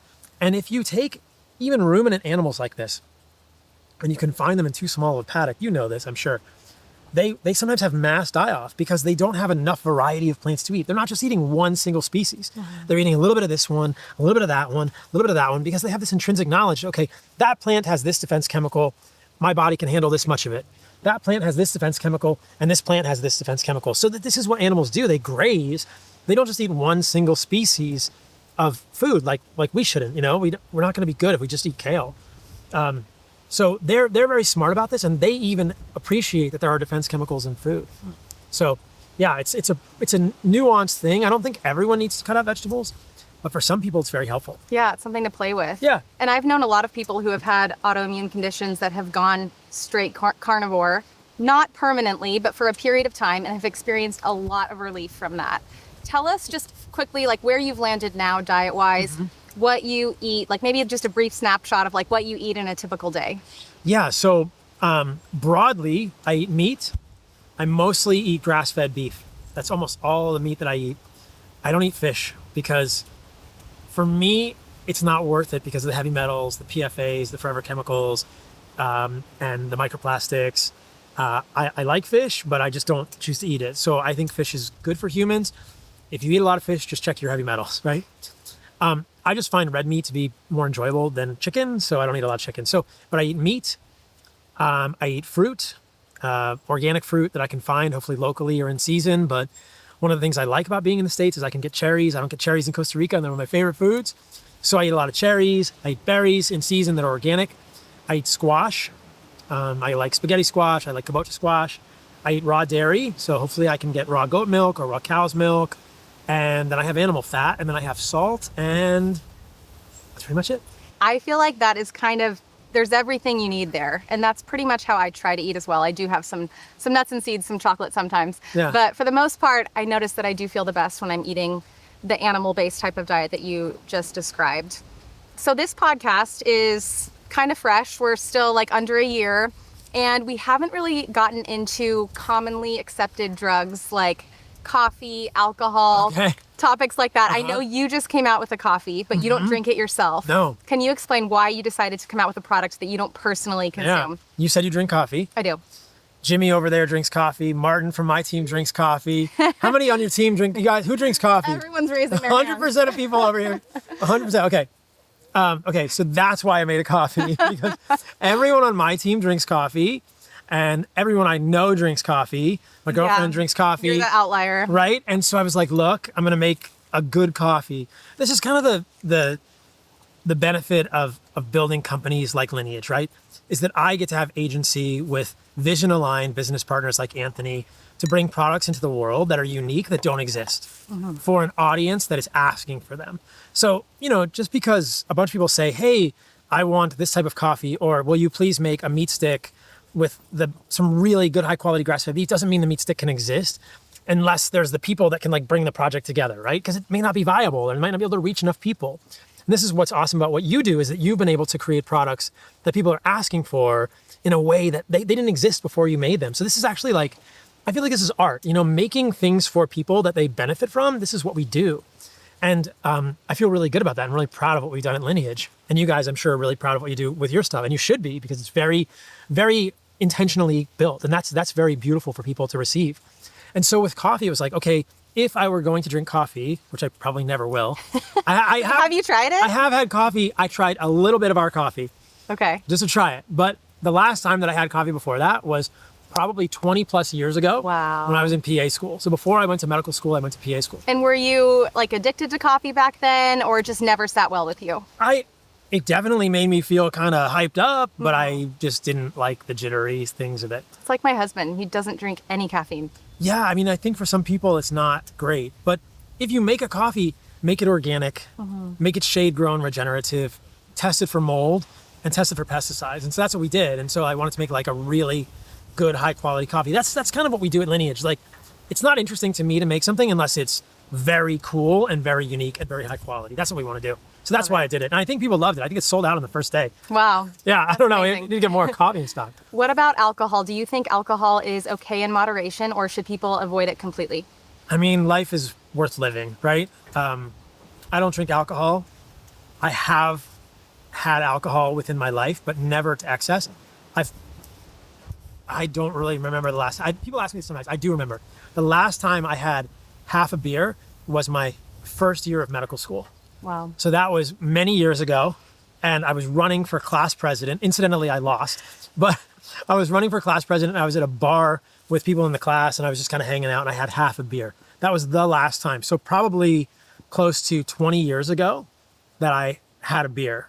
I don't miss it in my life. I feel like when I try and frame the alcohol conversation, I just think that most people, I think everyone, is smart enough, good looking enough, charismatic enough to have friends, talk to people in bars without alcohol. Like, people just need to know that you're good enough without alcohol, and it's not great for you. We know that even one drink a day averaged over a week thins the neocortex of the brain. It's just not great for us as humans. So there's these competing ideas that like, oh, you should drink a glass of wine per night. And then, well, one drink a day thins the neocortex. So I see alcohol as like from 0 to 1, it's a toxin. Like, any amount of alcohol is toxic. Were all those studies about like the antioxidants in red wine and the heart health benefits, were those funded by the alcohol industry? I don't know who they were funded by. I heard something about that. They may have been. I mean, but look, it's like foods are complex, right? And something can have good qualities for us and bad qualities for us simultaneously, right? So we just have to kind of weigh them. That's like this is akin to vegetables. Vegetables do contain nutrients, but for some people, I would argue they're net negative. And I think that alcohol is kind of the same way. You can make an argument that alcohol is beneficial because it affects platelet aggregation and thins the blood. So drinking alcohol is probably going to lower your risk of clotting events, but is it then going to do other negative things in your body? So I think that like I think it's more clear cut than coffee for me that like, I think most people's lives get better when they cut alcohol out completely. That's just what I'll say. Like, but you know, if you want to drink with your wife at dinner or you're having a drink on your anniversary, be my guest, but just know that the science doesn't say that like, that's really going to benefit you. What about nicotine? Nicotine has become popular in the wellness community. What's your take on nicotine? So nicotine is a naturally occurring neurotransmitter in the human body, but I think that when we use these things supplementally, there's going to be changes in the human body. This is kind of like a Ozempic conversation to me. Like nicotine does things in the human body. It is bioactive. And maybe in some people it decreases cognitive decline if they have, you know, neurologic disease. But I think that for most of us, you're going to get changes in the body long term that are not going to be worth it. And I think a lot of us are using it in ways that don't benefit us long term. So I would not do supplemental nicotine. I don't like that. I've seen some people use it. I think people use it for certain neurologic situations.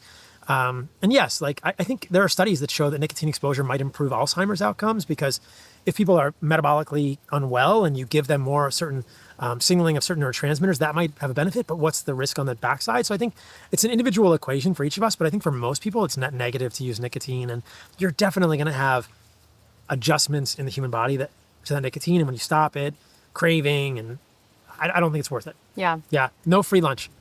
Okay. Microplastics are also a big conversation right now. This is something that you've spoken out about quite a bit. How are we exposed to different microplastics in our environment, and what are the negative impacts of them?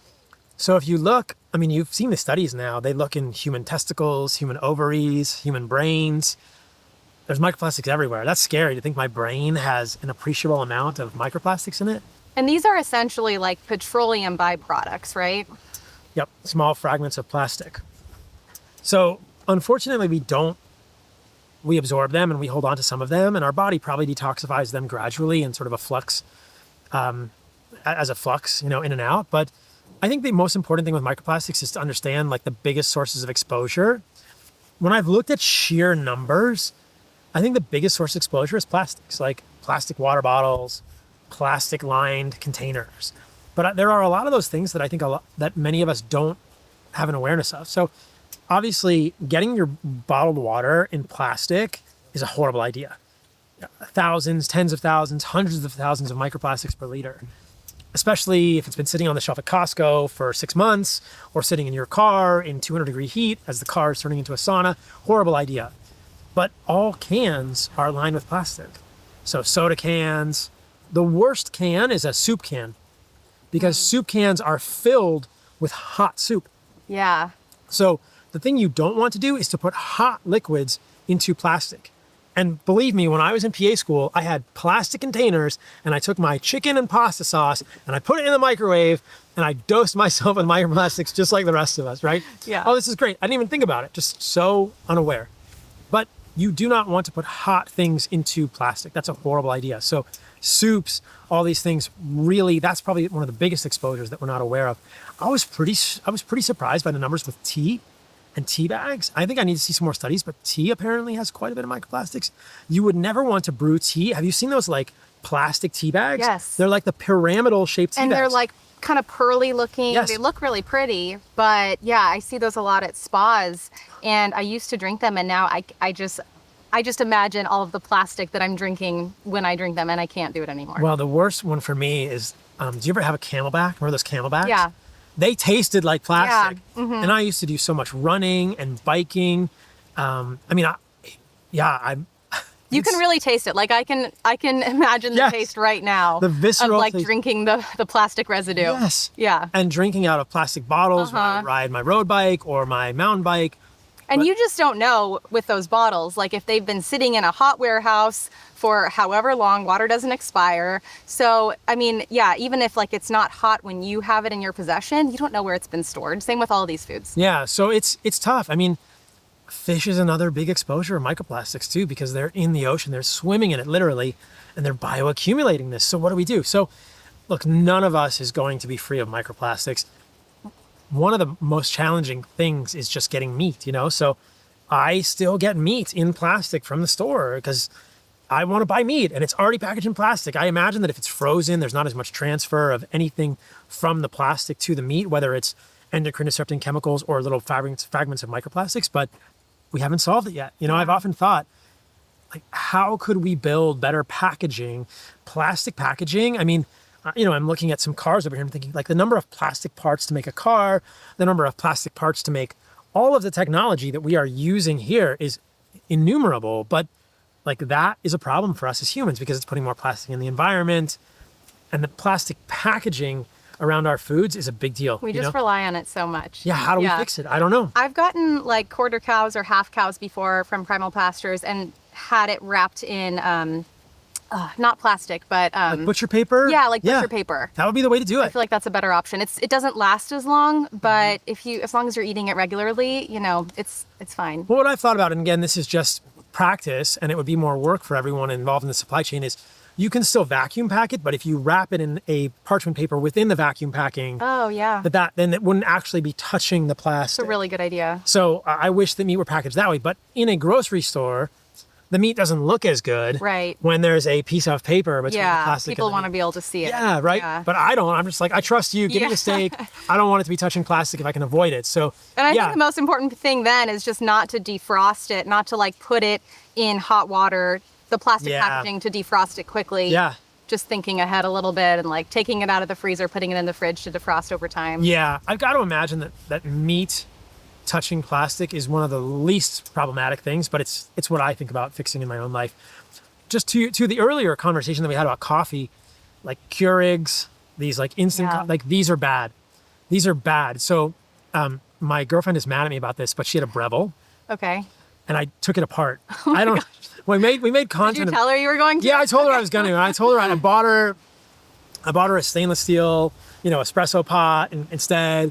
But like I took apart the Breville, and it's all plastic tubes. We have a piece of content about this. I don't know if we've published it yet, but it's all these plastic tubes in the Breville with hot water, right? Yeah. So what the Breville does is it takes water from a plastic reservoir, puts it into an aluminum heating element, heats it up, and then moves it hot through the sort of espresso, the espresso sort of handle. I don't know the terms because I don't drink espresso, guys, but it moves hot water through tubes after an aluminum thing. So you don't want hot water touching aluminum. You don't want hot water touching plastic tubes. So that's a problem. But then you have the Keurigs and these like coffee pots. They're super convenient, back to that other word that we talked about earlier, but they're tin and they're aluminum and they're tin. That's all going into the water, right into your coffee. So, you go to Starbucks, and I know I'm just wrecking people's brains right now. Look, don't let perfect be the enemy of good. Knowledge is power. Do the best you can. I'm not trying to fearmonger. I'm trying to drop knowledge and help people make better decisions.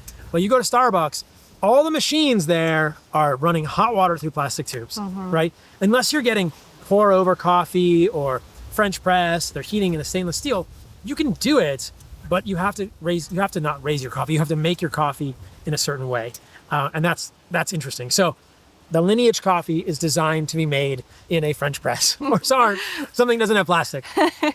What about plastics in clothing? Yeah. So the main thing that I've seen with clothing, there's a couple problems with clothing. So one of the things is the PFAs, right? So the perfluoroalkyl substances, the forever chemicals, because they do seem to transfer through the skin. So there were studies on Lululemon leggings, Old Navy, I used to work at Lululemon. All the companies do this, right? Yeah. And a lot of times they will put PFAs into the leggings because women sweat in the leggings and they don't want it. They try, it's like a moisture barrier. Oh, at Lululemon, that was like one of the main selling points that we were taught to educate customers on, was the moisture wicking capabilities. But really, it's just the PFAS that are sprayed all over them that allow that barrier to be there. Yes. Yeah. Yes. So, and what we know is that those can be absorbed through the skin. So that's not a good thing either. And then there's these other studies that I've spoken about a little bit recently where, and it's kind of a funny set of studies. They've done it in humans and in dogs where they put polyester underwear on the dogs and it actually decreases sperm counts. After how long? I think it was after 6 months. Wow. And they've done it in humans too. They had humans wear sort of polyester underwear. They used cotton underwear, I think, as a control because, it's increasing the heat in the testicles, right? But it doesn't look like it was the cotton underwear did nothing, but the polyester underwear, probably because of like a static effect, electrostatic. It's not like endocrine. I don't think it's endocrine disrupting. It's probably an electrostatic effect. Okay. Yeah, it also happened in female dogs. So yeah, it's like Wow. historically, as humans, we have not had synthetic clothing on. I think we should ask questions and be careful and be skeptical about what synthetic clothing may do next to our skin, especially next to our reproductive organs. I don't think we have this answer yet, but it's worrisome. It's worth thinking about, especially Yeah. with how much infertility exists Oh today. yeah. Oh yeah. And underwear, I think, is the best place to start. Underwear's a great place to start. Yeah. Yeah. We'll make some lineage underwear here. I'm joking. I don't think we're gonna make lineage underwear. You mentioned creatine earlier, Mm-hmm. and I want to just pick your brain on creatine real quick. What are the benefits of creatine, and are people getting enough creatine in their diets today? Yeah, so creatine is fascinating. It's made in the human body, but we don't make enough of it. And it is a store of energy. So creatine is part of the phosphocreatine system. Your body uses creatine when you do sprints and intense sort of activities, whether it's a sprint or a strength building activity. That's a fast activity. And it serves as a quick replenishment of ATP. And so even in the brain and every tissue of the body, creatine seems to have benefits. In the brain, it can help with mental clarity or sleep deprivation. In the bones, it helps with bone density. In muscles, it helps with explosivity, strength, and recovery. It probably helps with fertility. It's even been studied in high-risk pregnancy. So creatine is just kind of an energy intermediate, an energy currency in the human body, and getting enough of it is critical. Your question is very astute. Most of us don't get enough of it in our diet. So even if I eat 2 pounds of meat per day, I may not be getting enough creatine. And very few people eat 2 pounds of meat per day. And most women especially don't eat 2 pounds of meat per day or even a pound of meat per day. And so the amount of creatine that's optimal for humans it probably depends on a few things. What are you thinking about it for? But there's really good studies that most people benefit from 5 grams a day of creatine monohydrate. There are two main forms, creatine HCl and creatine monohydrate. Monohydrate is the most studied form of creatine. It's very effective, it's very affordable, and it works well. The side effect with monohydrate sometimes is GI stuff for some people, or a little bit of bloating, or maybe some water retention. I don't get it, some people get it. If you get side effects with creatine monohydrate, use creatine HCl. If you use creatine HCl, it's a much lower dose. Creatine HCl is much more bioavailable than creatine monohydrate. We make a creatine monohydrate at Lineage because it's affordable, it's very pure, and it's very well studied. But I think some people will do better with creatine HCl. You don't tend to get the same GI side effects. And because it's a HCl and not a monohydrate form, it doesn't have the same sort of water retention properties maybe. Most of us, it's beneficial to have hydration in our muscles, but some people don't like the way it feels or it bothers them. But 5 grams a day is probably the starting dose for most people. But there are studies in bone density. So I think about this for my mom, who's 74, osteopenia. She's not getting enough creatine. Like, Mom, Yeah. I send her some Lineage creatine. Mom, you need 10 grams of creatine per day, at least. I don't want her to fall and break a hip. She loves to walk. And then doses up to 20 grams have been studied Wow. for the brain. Wow. So there is the blood-brain barrier, and creatine doesn't pass through the blood-brain barrier very easily. So you have to get high doses of creatine, get it into the brain. And especially in like sleep deprivation or other sort of brain stressed states, 20 grams of creatine monohydrate might be beneficial a day. So Wow. if I'm traveling or I'm in a situation where I haven't slept well, I might up my creatine. I take 5 to 10 grams a day, but I might go up to 20 if I really need that like extra boost. Yeah. So yeah, creatine is kind of a no-brainer. It's essentially a tasteless powder. Like I said, that's very affordable, super safe. There are some myths about it that it will cause like kidney issues or any of these things. It doesn't do any of this stuff. It's super safe. I love creatine. I've been taking 5 grams a day. Yeah. And I feel like even with that, I notice a difference in mental clarity. Oh yeah.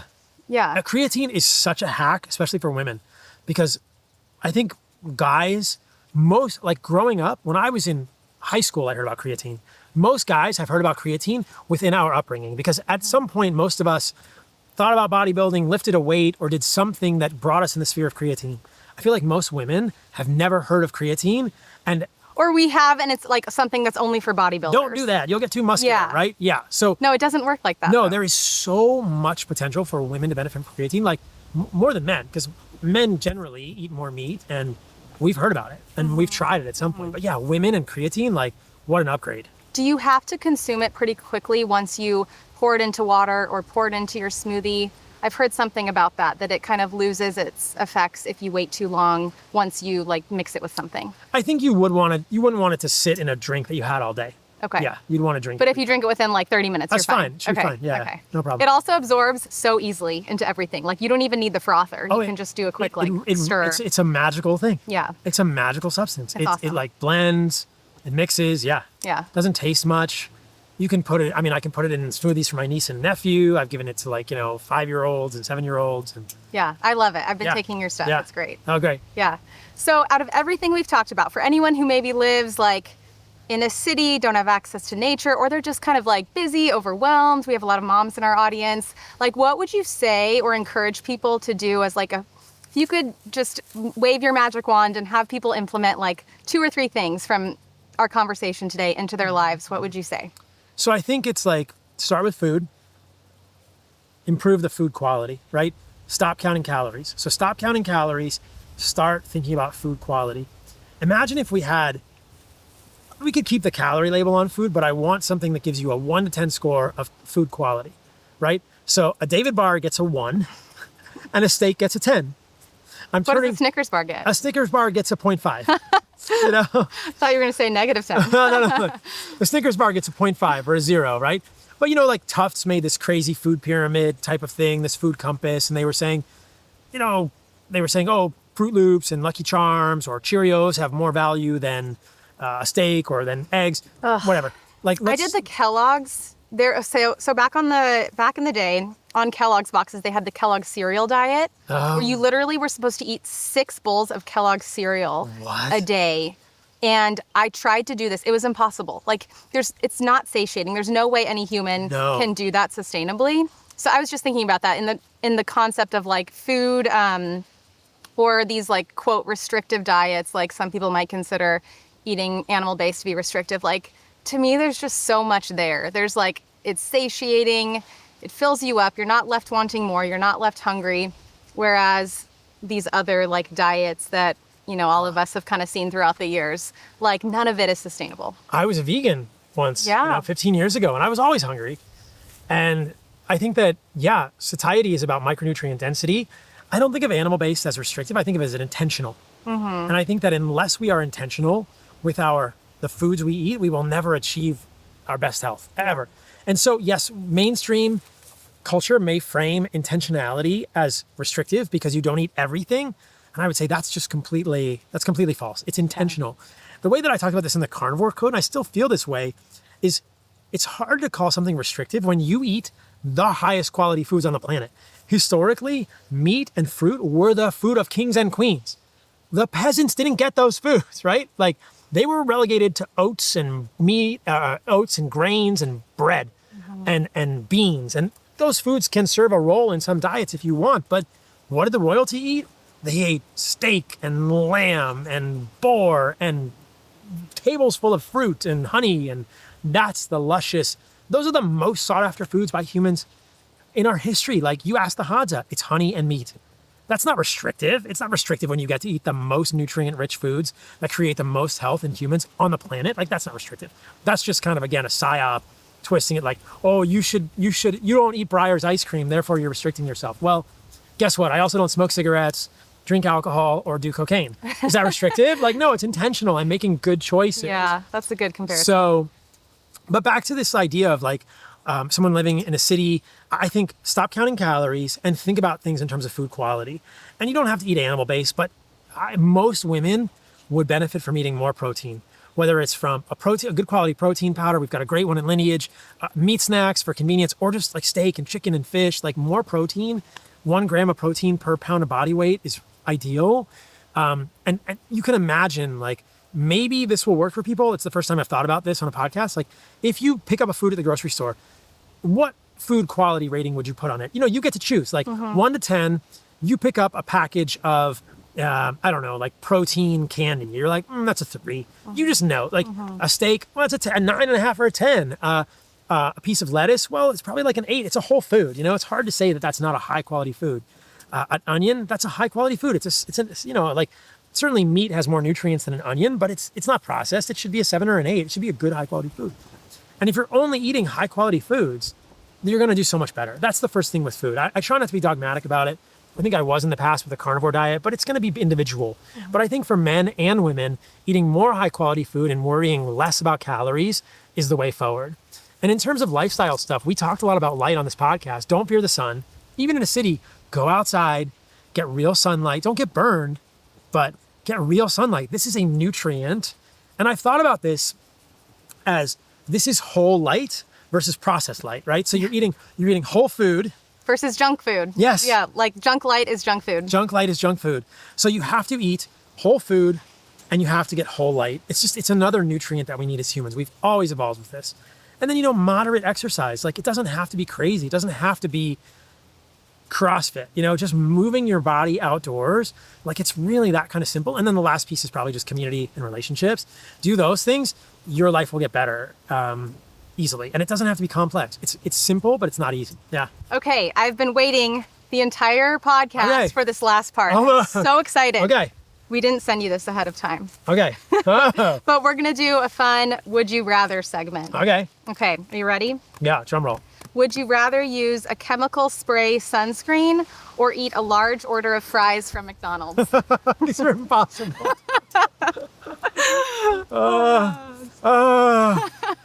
I'm going to use the chemical spray sunscreen, but I'm going to do like this kind of thing. Okay, no, you have full dose, full cloud of spray sunscreen on you. I'm going to use the full sunscreen, but I'm going to go jump in the ocean immediately and wash it off. But I'm not eating. I'm not eating the fries from McDonald's. You guys are killing me. That's impossible. Would you rather swim 500 meters in a chlorinated pool or shop at Bath and Body Works for 30 minutes? Oh man, there's a lot of chemicals in both of those. I cannot, I get a headache immediately when I go into Bath and Body Works. I'm going to go 500 meters in a pool and just smell like chlorine the rest of the day and not be happy about it. My pool in Costa Rica is an ozone pool. That's awesome. Yeah, I'm not happy about that one either. You're traumatizing me here. All right, well, we've got a few more to get Oh my through, gosh, all right. So brace yourself. All right. Would you rather drink a glass of tap water or drink a glass of almond milk? It depends where the tap water's from. The worst place. Just make it as hard as possible. If the almond milk has filtered water and just almonds. It doesn't. Oh, it's one of the horrible ones in cartons canola at oil? the store. All right, then I'm drinking the tap water, but I'm not happy about it. Because, canola, some of the almond milks have canola oil. And so I'm not happy about it. Yeah. Okay, got 3 more. All right, wow. Would you rather use a plastic cutting board to cut a searing hot steak on? Why don't you guys come up with these? Or use a non-stick pan? None of these are easy. No, there's no good option. Oh my gosh. I don't even know. I think I would probably rather use the non-stick pan. The cutting boards drive me crazy. I know that I'm eating the microplastics. Yeah. And if it's a hot steak on the cutting board, I know it's going in there. And I'm sure a pan isn't amazing, but I just can't. I can't do the cutting board. I think I would do the same thing because the pan, it's the most harmful if it's chipped in any way, right? Yeah. I would be super careful to not aggravate it. Maybe. Just don't inhale it. Wear a mask. Yeah. Yeah. Neither are. Put the fan on, like the huge fan on the stove. Yeah. Would you rather use conventional toothpaste every day for an entire month? No. Or eat impossible meat every day for a week? Oh my God. These are so bad. The conventional toothpaste kills me because I do not want that dose of fluoride. Mm-hmm. I just can't do it. I would not be happy about it, but I would eat impossible meat for a week. Yeah. You would do the soy? I would do it. I can't do that much fluoride. I hate it. Okay. Yeah. You caught me off guard with that. I couldn't do. That would be so hard for me. Yeah. I mean, it's a month versus a week. Yeah. Yeah. I mean, if you did the toothpaste, there is evidence that tamarind fruit actually decreases fluoride.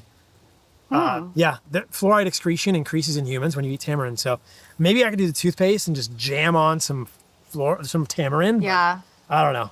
Make tamarind smoothies and all gargle it in your just try mouth. To detox on fluoride, yeah. Okay, would you rather use Tide detergent on a load of laundry or eat a microwave TV dinner? This is the worst. I hate these things. When I go to Airbnbs, I have to rewash the sheets because I hate Tide detergent so much. Yeah. I hate the smell. But I think I would probably use the Tide detergent before I would. Yeah. With fabric softener sheets when it dries. I mean, you're killing Those me, are the but worst. I can't. I mean, that I'd have to do the Tide. I can't do it otherwise. You do the Tide. I do the Tide. Okay, let's suffer Killing through me. it. Yeah. Okay, that's all I've got. That was painful. You guys like. I know you were like sweating, like fidgeting in your You guys like seat. thought hard about we it. Like did. the We did. worst things ever. Yeah. Like, would you rather? How can we put Paul in the most uncomfortable Yes. position? If you had given me like, would you rather? And this is I shouldn't even say this. Like, would you rather eat a piece of poop from these sheet? For anything, I would rather eat the poop. Oh my God. Like I would eat poop. Would you really? Yeah, for any of those things. Yeah, that's crazy. Yeah, I mean, I would. Yeah, hopefully I wouldn't get a parasite, but you I could mean, you get. probably would. I don't know. I'd get rid of the parasite. I love it. Paul, thanks so much for Thank you joining for having us me. today. Yeah. This was so fun. Great conversation. Where can people find you and keep up with everything you're doing? So everything is at Paul Saladino MD on all the socials, and Lineage is at lineageprovisions.com. Amazing. Thank Thanks, you. Paul. Yeah.